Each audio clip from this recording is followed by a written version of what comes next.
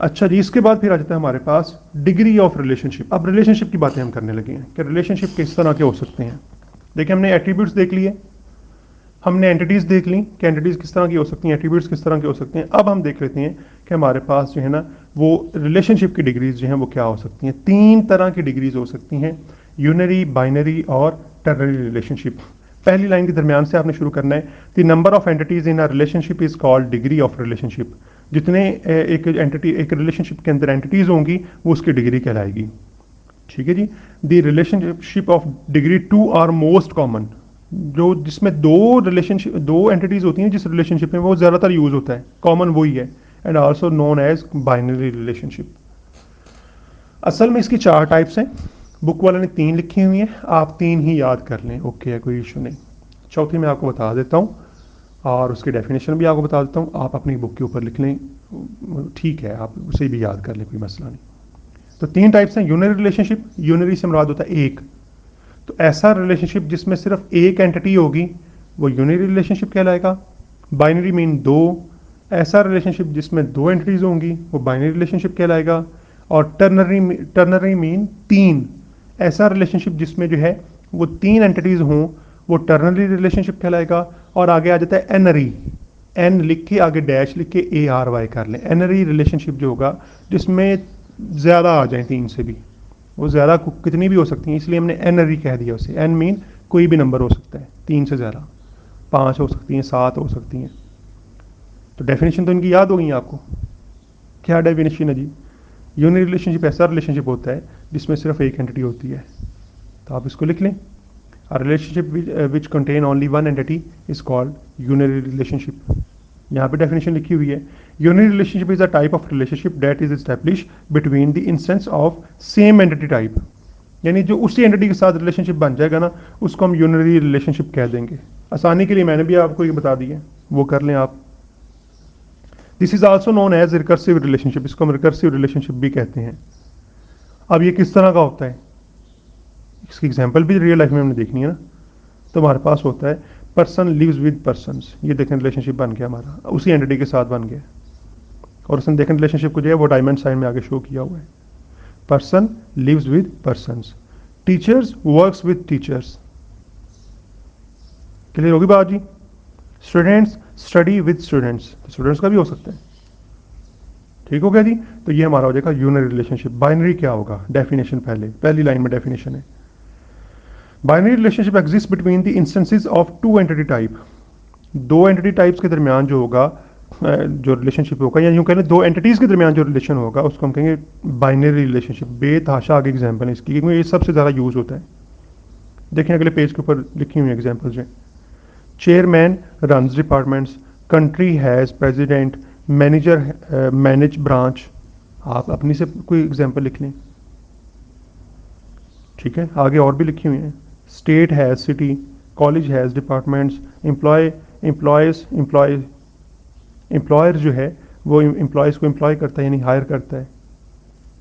तो बड़ी सारी एग्जांपल्स हैं, लेकिन बाइनरी के आगे तीन टाइप्स हैं। ठीक है जी, अब ये ज़रा बात आपने याद रखनी कि बाइनरी के आगे तीन टाइप्स हैं, और वो तीन टाइप्स क्या हैं? 1 to 1, 1 to many और many to many। नाम से आपको समझ आ रही होगी। 1 to 1 क्या होगा, डेफिनेशन लिखी हुई है आपने, वो पूरी आपने पैराग्राफ ही करना है। तीनों में डेफिनेशन आपने इसका पूरा वो जो 3 लाइनों का या 2.5 लाइनों का पैराग्राफ लिखा ना पूरा ही करना है आपने। समझ लें, समझ होता क्या है ये असल में। 1 to 1 क्या होगा, जिसमें एक एंटिटी सिर्फ उसकी दूसरे एंटिटी के एक के साथ ही जो है वो कोई लिंक होगा ना, उसको हम कह देंगे कि वो हमारा जो है ना वो 1 to 1 रिलेशनशिप है। ठीक है जी।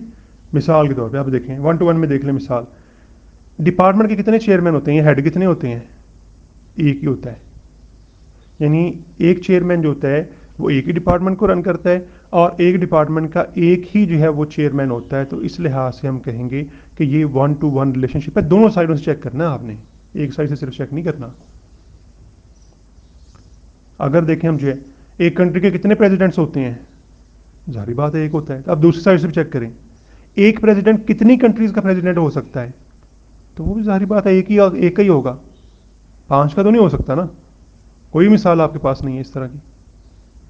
इसी तरह आमतौर पे एक ब्रांच का एक ही मैनेजर होता है, और एक ब्रांच जो होती है दूसरी साइड से अगर हम चेक करें, एक मैनेजर एक ही ब्रांच को मैनेज करता है, और दूसरी साइड से अगर हम चेक करें तो एक ब्रांच का सिर्फ एक ही मैनेजर होता है। तो इस लिहाज से ये हमारे पास 1-to-1 रिलेशनशिप है। 1-to-many क्या होगा? मिसाल मैं आपको इसकी और भी रियल लाइफ भी देता हूँ, मैंने आपको पहले भी दी हुई है। 1-to-1 रिलेशनशिप क्या होगा? मैं अगर किसी को घर जाके होम ट्यूशन पढ़ाता हूँ, एक ही स्टूडेंट है मेरे पास, एक ही टीचर, तो यहाँ पे हमारा जो आपस में लिंक है वो 1-to-1 है। अच्छा, 1-to-many क्या होगा? मैं कॉलेज में पढ़ाता हूँ, या स्कूल में, सॉरी स्कूल में कह लें, स्कूल में जो है वो एक क्लास का एक ही जो वो होता है आपका, यूँ कह लें टीचर होता है, जो हेड होता है उस क्लास का, यूँ कह लें इंचार्ज होता है, वो ही सारे सब्जेक्ट्स पढ़ाता है। तो वहाँ पे हमारा जो रिलेशनशिप होगा ना वो 1-to-many हो गया। एक टीचर ज़्यादा स्टूडेंट्स को पढ़ाता है, और ज़्यादा स्टूडेंट्स जो हैं वो एक टीचर से ही पढ़ते हैं, दोनों साइडों से आपने देखना है। क्लियर होगी बात? अच्छा जी, अगर हम यूनिवर्सिटी की बात करें, देखें टीचर और स्टूडेंट की बात ही कर रहे हैं, लेकिन अगर यूनिवर्सिटी में देखें तो वहाँ पे मैनी टू मैनी है।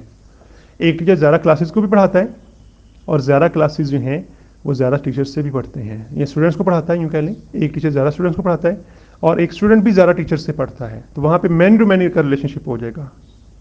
अब इसको रिप्रेजेंट कैसे करना है? 1-to-1 को कैसे रिप्रेजेंट करेंगे? कि अभी तो उसने नहीं यहाँ बताया हुआ, लेकिन आगे जाके हम पढ़ेंगे, हम निशान लगाते हैं। यहाँ पे उसने अलबत्ता निशान वो नहीं लगाए हुए, आप अभी कल हम इसी तरह रिप्रेजेंट करते हैं।